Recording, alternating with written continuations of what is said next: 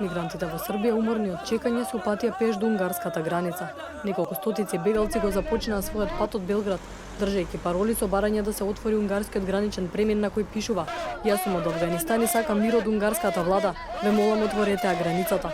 Толпата, која се состои главно од мажи и момчиња на возраст од 15 години, се упати на север долж реката Сава.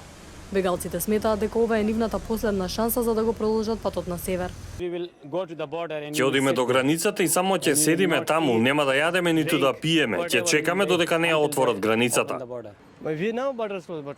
Знаеме дека границата е затворена, но ова е нашата последна надеж, нема друг начин.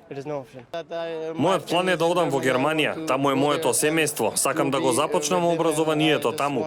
Заминав од Авганистан затоа што условите беа лоши. Поголемиот дел од мигрантите кои живеат во импровизирани кампови во Белград беа убедени дека унгарскиот референдум би значил дека граничниот премен ќе се отвори. Според исходот на референдумот, 98% од гласачите се изјаснија против задолжителните квоти на Европската Унија за распределба на мигрантите, но според проценките за излезноста гласале околу 45% од полнолетните граѓани, што го направи референдумот невалиден. И покрај тоа премиерот на Унгарија Виктор Орбан прогласи победа и најави дека ќе поднесе предлог за измени на уставот. Од Европската комисија изјавија дека останува на Будимпешта да реши како ќе се справи со исходот.